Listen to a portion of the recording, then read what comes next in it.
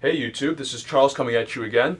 I hope everyone's having a fantastic holiday season. I know I am, because I just passed 2,000 subscribers.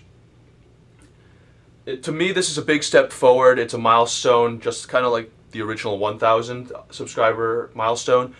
I really don't do this sort of thing for money. It's really just part of my interest in military history and also the shooting sports, and this is what I can find. To show you the most recent addition to my military surplus collection. Of course, you could probably tell by these mags, maybe the rounds inside of them. This is a Tokarev pistol. This is a Romanian TTC.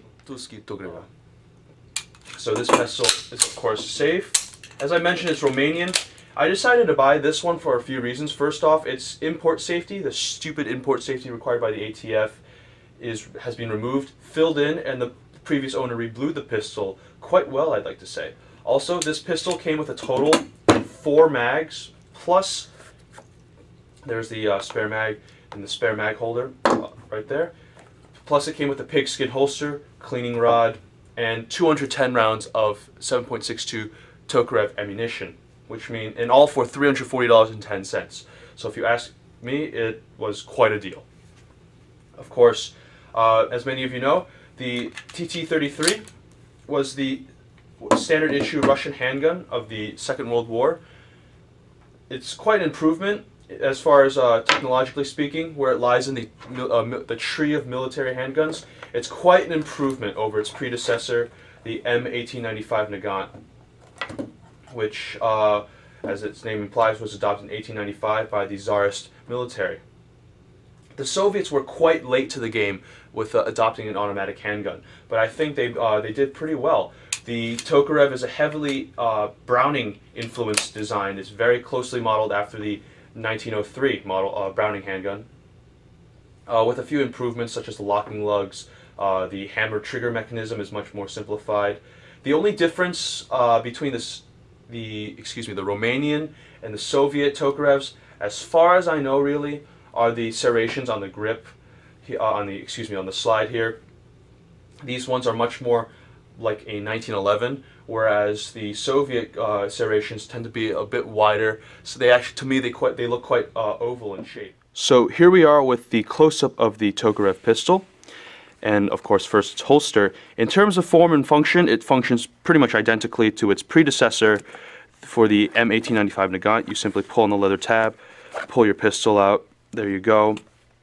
Spare magazine compartment here, whereas on the Nagant revolver holster, you just again pull the leather tab, pull your pistol out. You have a spare ammunition compartment, of course, because of the need to carry loose rounds as opposed to a box magazine. So here's that round, the 7.62 by 38 millimeter R, and spare magazine compartment, spare 8-round magazine with 8 rounds of 7.62 by 25. There are the 2 cartridges compared. Obviously, they're not interchangeable. The 7.62 Nagant cartridge famously has the bullet seated within the walls of the case so that it engages with the gas cylinder mechanism, sealing off the cylinder gap. I believe this is a 107 grain bullet at, I want to say 1,000 feet per second, something along those lines. Not exactly as anemic as people say it is. I believe most people are cronying the Privy Partisan, which is shooting at about 650, 700 feet per second. The 7.62 by 25 millimeter Tokarev cartridge is a very speedy cartridge. It's an 85 grain bullet traveling at 15 to 1600 feet per second. Very fast. So the Tokarev pistol itself, here we go. There's a close-up of the serrations that are very Browning, Colt 1911-like, and you can see the remains where the ATF safety was, that stupid safety that's being filled in. The whole pistol's been reblued. As you can see, here's 1953 production date, imports billboard on the slide here. Very, as I mentioned, very Browning-like.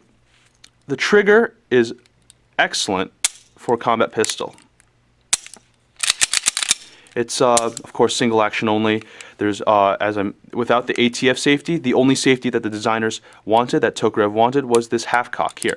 On this half cock, you can see it's not resting on the firing pin, aka striker, and you cannot pull the trigger, and you cannot slide. You cannot rack the slide.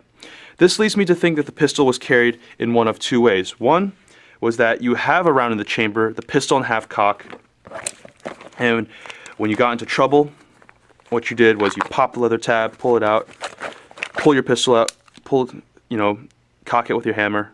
Cock it with your thumb. Boom.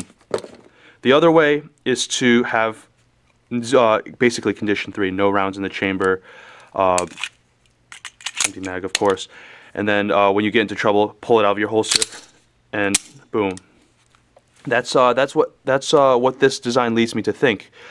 Very Browning-like in terms of disassembly, almost identical to a Colt 1911, I believe, with the exception of this clip here that holds the slide. Alright YouTube, unfortunately I think this is where this video comes to an end. In front of you lies my entire handgun collection as of December 22nd, 2013. As you probably know, they comprise the standard issue infantry handguns of the Russian and German militaries of the First and Second World Wars. You'll probably also see that I have the ammunition and magazines to fire them, and that's exactly what I plan on doing if I have the time. If I have the time while I'm on break, in addition, I'd love to do a 2 or 3 part review series on maybe one of these handguns, maybe one of my rifles in the military surplus collection. Thank you all for subscribing. I really appreciate your support. Guys, feel free to leave comments, feedback in the comment section, or send me a PM. I read all of it, by the way. It really hasn't sunk in as of yet that I've passed 2,000 subscribers. You know, not that long ago, I was pretty much nobody. I think 2,000 is a pretty significant number. That many people have taken an interest in my videos. Again, I do this as a hobby. I don't make any money off of this. In the future, if I have enough subscribers, if I have enough viewers, I'd love to make a little cash off this. And I'd use that cash to improve the quality of my videos, like a new camera, more pistols, more rifles, more ammo. I love sharing this stuff with you guys. I love teaching about military history. I love talking about firearms. This really represents a culmination of all my favorite hobbies. And I'd love to be able to make a little money off that in the future. If that ever happens, it probably won't, but we'll see. Again, thank you all for subscribing. I wish you all a safe, healthy, and a happy holidays. And Merry Christmas to all of you guys. I'll see you guys down the road. Take care.